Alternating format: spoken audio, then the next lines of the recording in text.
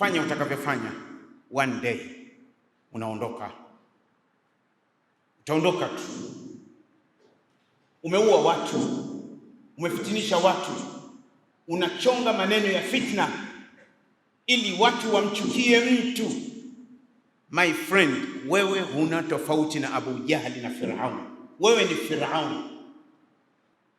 Kuna watu wangapi wameachishwa kazi maofisini?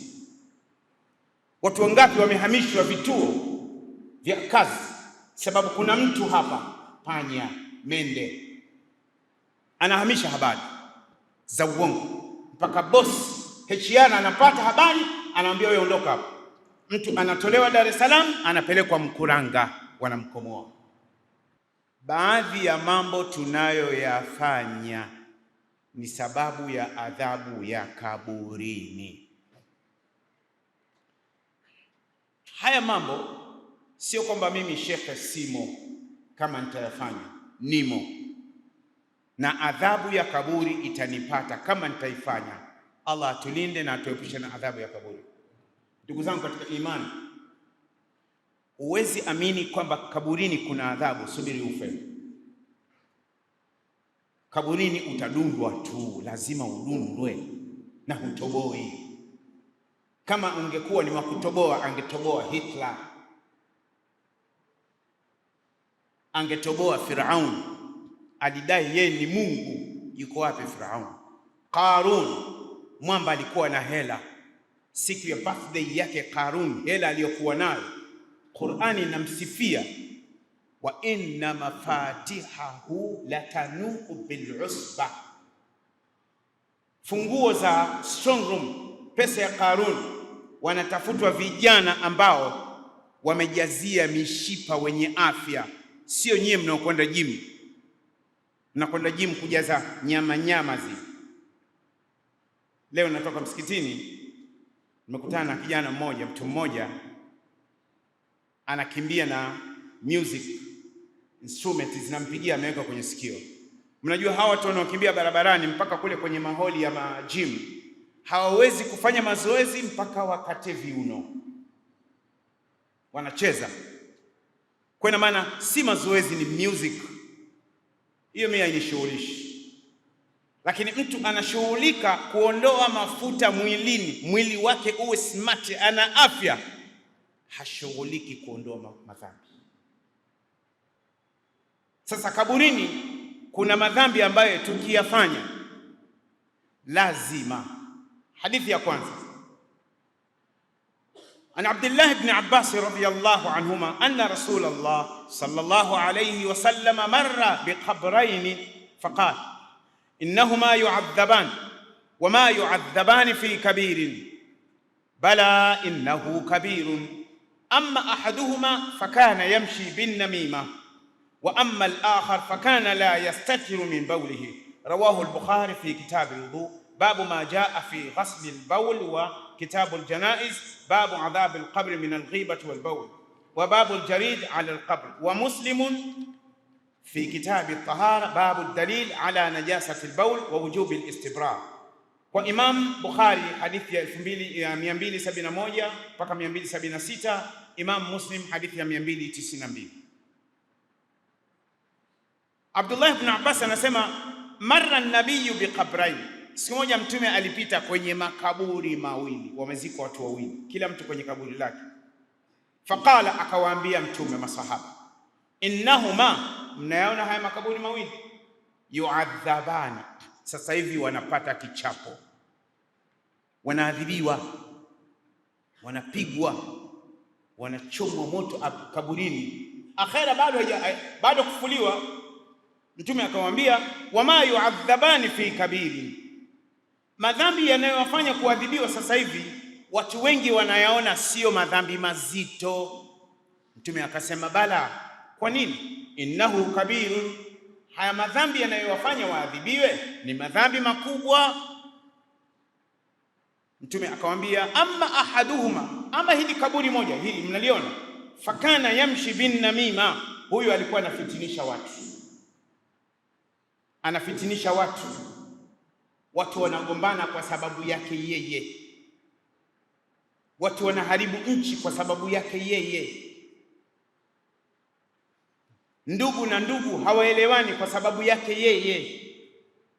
Sokoni, masokoni, madukani, kwenye frame, kwenye biashara, maofisini, misikitini, katika maeneo mbalimbali watu hawaelewani kwa sababu kuna mtu anafitinisha, anaadhibiwa. Kwa hiyo hapa tunapata fundisho gani? Tunapata fundisho, niwaambie watu wa media, na mnene rekodi sasa hivi, hiyo msiikate, imekwenda hiyo. Jiandaeni kwenda kudundwa. Kama mtapeleka taarifa za fitna, nchi inaharibika. Watu wameiba mali za watu, wameharibu mali za watu, wanapoteza watu maisha kwa sababu kuna mtu amechonganisha, yeye ana maslahi, huyu kichapo anacho, haamini haya, asubiri afe, asubiri afe. Mfitinishaji, hiyo ni adhabu ya kaburi. Kuna watu wangapi wameachishwa kazi maofisini? Watu wangapi wamehamishwa vituo vya kazi sababu kuna mtu hapa, panya mende, anahamisha habari za uongo mpaka boss HR anapata habari, anaambia wewe ondoka hapa. Mtu anatolewa Dar es Salaam, anapelekwa Mkuranga, wanamkomoa. Ndugu zangu katika imani, Waislamu wenzangu, wanadamu wenzangu, fanya utakavyofanya, one day unaondoka. Utaondoka tu. Umeua watu, umefitinisha watu, unachonga maneno ya fitna ili watu wamchukie mtu. My friend, wewe huna tofauti na Abu Jahali na Firaun. Wewe ni Firaun. Adhabu ya pili, wa amma al-akhar, ama mwingine, sikiliza vizuri Waislamu wenzangu, fakana la yastabri'u min bawlihi, huyu wa pili, hili kaburi la pili, alikuwa hajilindi na cheche za mkojo. Subhanallah. Waislamu wenzangu tunaosali, akina baba na akina mama, tunakwenda vioni, tunajisaidia kama tupo petrol station. Siku moja nimemshuhudia mtu katika moja ya misikiti Kariakoo anakojoa wima, mtu mzima, mpaka watu wenzake wanamwambia, we vipi mtu mzima unajisaidia? We vipi wewe? Wamemkalia tena, mlango ameacha wazi, anajisaidia wima. Ina maana kwamba zile ndoo zote, ile ndoo mle ndani imejaa mkojo, yale maji si salama. Kwa maana cheche za mkojo zimempata. Subhanallah. Yule bana kwa sababu alisemwa sana, ameondoka kwa hasira. Mimi nimekula, nimekaa kimya. Ameondoka kwa hasira, karudisha tu USB yake ndani ya nguo, akaondoka na hakustanji. Huyu adhabu ya kaburi anayo. Wallahi, wallahi, wallahi. Huyaamini haya, subiri ufe. Rawahu al-Bukhari. Ndugu zangu, akina mama, akina baba, tunapokwenda washroom, hammamat, tunapokwenda maliwatoni, tuwe makini na cheche za mkojo. Wallahi, cheche za mkojo, kila ilipogusa tone ya mkojo, wallahi utachomwa na moto. Mara nyingi ninapokuja, ni leo tu, mara nyingi ninapokuja huwa napita na bajaji. Kuna ndugu zetu wamezikwa kwenye haya makaburi jirani. Hivi najiuliza swali, hawa jirani wanaoishi na makaburi haya wana mazingatio gani? Wanaoishi na makaburi ya Kisutu wana mazingatio gani? Wanaoishi na makaburi hapa maeneo hapa ya Makuti kuna mazingatio gani? Mazingatio hakuna. Unakwenda makaburini, kumejaa chupa, kumejaa vitambaa vyekundu, kumejaa vitambaa vya blue. Yaani unakwenda kukuta vitu vya ajabu, mifupa, kichwa cha kuku unakikuta kaburini. Mwanadamu unakwenda kuwanga kaburini, unawanga kaburini, na wewe utakufa. Watu wa Kigoma wanasema unasambira, msambizi wewe, kaburini unawanga. Subhanallah, subhanallah. Wajaat kullu nafsin ma'aha sa'iqun wa shahid. Wajaat kullu nafsin ma'aha sa'iqun wa shahid. Wajaat kullu nafsin ma'aha sa'iqun wa shahid.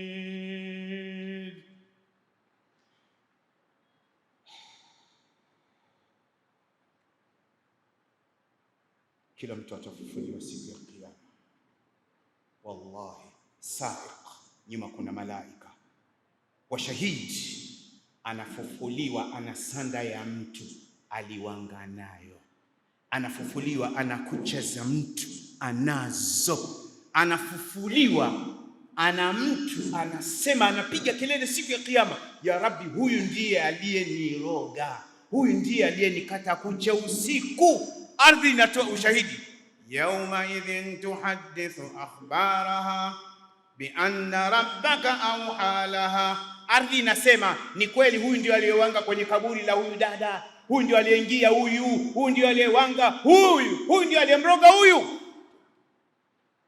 Najua haya ninayazungumza, wataalamu wa IT wachawi watakasirika, wanaweza kusema sasa huyu Rusaganya anazungumza, anataka nini? Sina chochote. Unaweza ukafanya chochote unachotaka, lakini utabaki wewe. Nifanye unachotaka, my friend, nakwenda kukukaba. Kwa hiyo siku ya Kiyama watu watafufuliwa namna hiyo, siku ya Kiyama. Sasa ndugu zangu katika imani, adhabu ya kaburi, na kuna nyoka kaburini anaitwa Shujaan Aqra. Huyo ni nyoka special kwa watu ambao wamekufa bila kuswali, na watu ambao walikuwa wanapojisaidia haja ndogo, cheche za mkojo zilikuwa zinawapata. Kazi yake kung'ata tu, ni sumu yake zaidi ya miaka 70. Na huyu nyoka kila sala iliyompita mtu atamng'ata. Hadithi inayofuatia ya pili, nisikilizeni Waislamu. An Abdullah ibn Amr ibn al-As radiyallahu anhuma anna Rasulullah sallallahu alayhi wa sallam ra'a aqwaman wa a'qabuhum taluhu faqala waylun lil'aqabi minan nar asbighu al-wudu'a. Rawahu an-Nasa'i wa Abu Daud wa Ibn Majah. Siku moja Mtume katika safari, ahlul ilmu wanasema ilikuwa ni safari ya wakati wa al-asri. Sasa unajua safari zile nini, kwa mfano unasafiri na gari, unakwenda Moshi, unakwenda Arusha, unakwenda Mbeya, unakwenda Mwanza, unakwenda Singida, unakwenda Mombasa, unakwenda Tanga, unakwenda Morogoro, unakwenda Lindi, sawa. Kuna sehemu ambazo gari zile huwa zinasimama kwa ajili ya watu kwenda washroom. Sasa kwa Muislamu anayejitambua, kitu cha kwanza anachokifanya ni kuingia kule washroom, anamwaga maji pale chini vizuri, kisha anatawadha. Atachukua juisi yake au maji yake, kisha kwenye kiti chake ataanza sala. Sasa ile haraka mpaka hata sehemu hizi za kutawadhia, naomba tuichukue hii. Mtume raa aqwama, Mtume aliwaona watu, wa aqabuhum, visigino vyao, sehemu za mwisho za miguu, taluhu, zinatoa alama kama vile hazijapata maji. Faqala, Mtume akasema, wailun lil'aqabi minan nar, visigino vyote ambavyo havikupata maji vitachomwa moto. Sasa kuna wakati mtu anatawadha, sehemu hii haipati maji, na kuna mwingine ana haraka sehemu ya miguu haipati maji, sehemu ambayo inatakiwa kupata maji. Niwaambie vijana ambao mnavaa nguo za modo katika mashule yetu, unamkuta siku nyingine mtu amevaa nguo ya namna hii, anapandisha imemfika hapa, anatawadha anaishia hapa. My friend, huo sio udhu, na adhabu unayo, na utatikitwa, utavurugwa. wailun lil'aqabi minan nar, moto mkali, adhabu kali inawasubiri wale ambao wametawadha udhu hovyo. Mtume akamwambia asbiqul wudhu'a, enezeni viungo vyenu kwa udhu. Kwa hiyo tubadilike Waislamu. Akina mama wana fashion wameianza huko wanapotawadha. Akina mama wanakuwa na nguo za kubana. Hizi nguo za kubana hizi kupandisha hawezi kwa sababu anataka avae modo, na wengine wanakuwa wanavaa ndani wana vijisoksi vyeupe wanafunga mpaka huko ili mikono isionekane. Sasa anafika kwenye bomba, anaweka bomba hivi mkono, anatawadha tu, yale maji yanapiga juu ya nguo. Sijui nani kawaambia namna hii.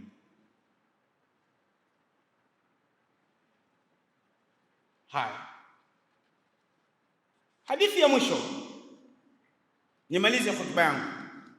Ana Ali bin Abi Talib ibn Abd al-Muttalib ibn Hashim radiyallahu anhu. Ali bin Abi Talib radiyallahu anhu anasema anna Rasulullah sallallahu alayhi wa alihi wasallam, mtume anasema man taraka mawdi'a sha'ratin min janaba, muislam anapooga josho la janaba, dhikrul juz'u wa iradatul kull, watu wa balagha wanasema dhikrul mahalli wa iradatul hal. Mtume ametaja hapa ni josho la janaba, yani muislam ambaye ameoga josho la janaba, Mtume akasema ile sehemu unywele wake haukupata maji au sehemu ya kichwa haikupata maji, ima kwenye mikono hapakupata maji, lam yaghsilha, hapakuosha hapa, yani hakupaosha. Mtume akasema fuila bihi kadha wa kadha, Mungu atamfanya hivi na hivi, minan nar, katika moto. Qala Ali bin Abi Talib radhiyallahu anhu akasema famin thamma, tangu siku hiyo nilipomsikia mtume anasema namna hiyo, ikiwa mtu ameoga sehemu ya nywele haikupata maji, adaitu sha'ra ra'si, nilikuwa tayari nimejenga umakini na kichwa changu. Kwa hiyo wakana yajuzu sha'rahu, Ali bin Abi Talib radhiyallahu anhu nywele zake zilipokuwa zikiwa nyingi, kwa sababu ni nywele za Kiarabu, alikuwa akizipunguza. Rawahu Abu Daud hadithi ya 249, wa Ibn Majah 599, wa Ahmad katika Musnad hadithi ya 707. Maji hayajapata, niwaambie dada zangu ambao mnaovaa kucha za kubandika, janaba mnalo, hedhi mnalo, na kuna baadhi ya wanawake wa Kiislamu wanavaa niqab, tunakutana nao mitaani, kucha zao utadhani ni umma ya kulia chakula. Wanawake wa Kiislamu wameingia katika fashion ya kufuga kucha, wanafuga kucha na wengine wanaweka rangi kwenye kucha. Ukioga ukatawadha, ima umeoga josho la hedhi au nifasi au janaba, ama umetawadha, udhu wako haupo, na vidole hivyo vitakwenda kutafunwa na nyoka, vitatafunwa na nyoka, vitatafunwa na nyoka. Siku moja hapa Tanzania pahala fulani, nimesimuliwa na mwanafunzi wangu wa kiume, mtu mzima, yuko kwenye miaka 50 au 60, na wanamzika moja katika ndugu zake, wapo makaburini, alidondoka nyoka kutoka juu akaingia katikati kwa kichwa, katikati ya kaburi. Watu walihamanika pale. Yule nyoka hakujulikana kenda wapi. Sasa swali, amekwenda wapi? Subiri yako. Wanawake wa Kiislamu, ondoeni kucha, kucha zitaoza. Naomba mtusaidie madaktari, walimu wa biology, mtusaidie. Kucha zinapokuwa chafu, nini kinachokuwa ndani? Kucha zinapokuwa chafu, nini kinakuwa ndani? Walimu wenzangu katika shule za Kiislamu, tuwe makini na hili, tuwe makini na hili. Juzi nipo na headmaster wangu hapa, Mr. Dola. Juzi nimeingia darasa fulani, wavulana na wasichana, nimewakagua, nimekuta wanakucha. Baadhi yao ni katika familia, wazazi wao wananifahamu. Nikamwambia simama, nawe simama, nenda dukani kachukue nail cuts. nitakwenda kulipa hela mimi. Nikamwambia mkirudi njoni. Wamerudi, wamenywesha, wamekata kucha. Sasa inawezekana mtoto, mama nyumbani anakucha kama msumari, baba anakucha. Na wanaume wenzangu tunaposwali tunaonana kwenye rukuu, mtu anakucha ndefu. Jamani, kucha ndefu. Waislamu, wazungu msiwafuate, wazungu sio watu. Ile mipapai, mizungu mipapai ile. Ndugu zangu, jana amepita kijana mmoja amevaa t-shirt wa kiume, amepita pale Mkwajuni, amevaa t-shirt mwanaume huyo, imeandikwa huko nyuma Elizabeth. Sasa nikawa najiuliza, Elizabeth ni t-shirt au Elizabeth ni mshikani? Mwanaume huyo Elizabeth. Mkwajuni Ijumaa 3 zilizopita nimeswali nyuma ya mtu, siku ya Sheikh Almas Ibn Khalid, imamu pale hafidhahullah, ndio aliyekuwa khatibu. Mimi nimeswali huku nyuma, nimeswali nyuma ya mtu amevaa jacket imeandikwa crazy cheesy. Sasa najiuliza, cheesy ni hii t-shirt au cheesy ni huyu jamaa? Si Waislamu mnanielewa? Mtanielewa tu. Mimi kazi yangu ni kuwatoboa tu. Mimi nawapiga misumari, tena kwenye mshoro umetoka theater. Sijaletwa duniani kwa status ya mtu, nimeletwa na status ya Allah, na ndiye atakayeniondoa muda utakaofika. Lakini anachokitaka Mungu nitakisema. Mtoto wa kiume pale Kariakoo, msikiti mmoja, anakwenda rukuu, amevaa boxer nyeusi ina maandishi kama ya dhahabu, kama hii nguzo hapa, imeandikwa huku nyuma follow me. Nyuma imeandikwa follow me. My friend, to follow you where? There. Mwanaume huyo. Ndugu zangu, t-shirt kama zimeandikwa Kiingereza, kama hujui Kiingereza, acha. Mwanaume amevaa t-shirt siku ya kunyonyesha duniani hapa. Mwanaume huyo. Sio kwa nini wanaume mmekuwa kama mabwege hivi? Mmekuwa mafala hivi. Najua kwenye mitandao mtanitukana. Alitukana Mtume Muhammad, itakuja kwa mimi. Nichambe unavyotaka. Sema unachotaka. Lakini kwa mimi ruhusa gani? Oh my friend. Na kunywa chai tu. Nacheka sana. Jana nilikuwa naangalia video moja, jamaa wanavyo comment, nimecheka sana. Jamaa wanavyo, unacheka nini? Ambia utawafanya nini? Mtume aliambiwa mwenda wazimu.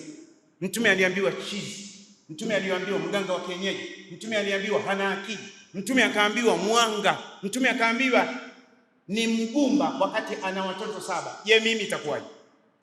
Mimi nitaambiwa shaka ubwabwa. Nitaambiwa shaka ubwabwa mweupe. Na mashekhe siku hizi tunaitwa jina gani? TRA. Mashekhe. Maimamu jiandae yenyewe, maimamu na kamati za misikiti inaitwa TRA. Mwingine anambia huyu shekhe bana, huyu anatembea na mashine huyu. Akikukuta toka kuandikia hapo. Namwandikia nini? Alafu huyo akitaka dua anakuja kwangu. Sasa akija kwenye dua nampiga maandishi, yani kodi kubwa. Miaka 7 kama hajalipa kodi. Ndugu zangu katika imani, adhabu za kaburi, Allah atupe afya njema, atufutie madhambi yetu, atunyoshe mambo yetu. Naomba Allah subhanahu wa ta'ala, hapa jirani ya msikiti wa Masjidul Taqwa kuna hospitali Mwananyamala. Allah awape afya njema wagonjwa walioko hospitali. Allah awape afya njema wagonjwa walioko mahospitali yote. Allah awape afya njema wagonjwa walioko majumbani. Allah awape afya njema wagonjwa ambao wanatembea lakini wanakuja kufanya ibada. Allah tufungulie riziki zetu ya Rabbul Alamin. Tufungulie riziki zetu ya Rabbul Alamin. Wale ambao waliopo katika mizunguko ya kutafuta riziki zao, ya Allah wafungulie riziki zao. Akina baba na akina mama wote wapate riziki zao za halali ya Rabbul Alamin. Allah, tunakuomba amani katika nchi yetu. Uturuzuku amani katika nchi yetu. Utupe utulivu katika nchi yetu. Tunakuomba umlinde rais wetu, umwepushe rais wetu mpaka astafu akiwa salama. yeye pamoja na familia yake, ya Rabbul Alamin. Ya Rabbul Alamin, anatafutwa sana, anatukanwa sana, ananyanyaswa sana, anadhalilishwa sana, na unawajua wanaofanya hivyo, na kuna wengine hawasemi, wanamchekea, lakini ni wabaya. Allah unawajua. Mlinde rais wetu, yeye pamoja na baraza la mawaziri. Allah, waziri wa mambo ya ndani, naibu waziri wa mambo ya ndani, wape afya njema, wape umakini, afya katika mwili, wawe wakali kwa watu wakorofi wa amani ya nchi yetu. Allah, wape afya njema watu wa usalama. Allah, wape afya njema watu wa usalama, wasimame imara, wasicheke na mtu atakayeleta ndondo ya barabarani, wamtie adabu. Watanzania tubakie salama, ya Rabbal Alamin. Wanadamu hatujui thamani ya neema, hatujui thamani ya neema. Naomba dua hii nikiwa katika mimbar ya Masjid Taqwa. Ya Rabbi, hawajui thamani ya neema hii. Allah, nakuomba mama akimaliza muda wake, tuletee mwamba aje atukabe, mlete mwamba aje atukabe. Hata ukivaa kofia uulizwe risiti, ukitaka kwenda chooni uulizwe risiti, umelipia hujalipia, lete mwamba na makao makuu yapeleke Kigoma. Na kuomba ya Rabbul Alamin, tuje tutiwe adabu wa Tanzania, tutiwe adabu wa Tanzania. Watanzania ni kunguru, vijoro, hawana adabu. Allah, lete mwamba kama mwamba ulioondoka ule. Watu wote walikuwa wanapiga simu chooni na walikaa kimya, ukisema nya kiroba kimekuta Ocean Road huko. Watu walitia adabu, watu walikula miogo ofisini, watu wa ofisini walikula miogo. Allah, lete mwamba, tukumbuke thamani.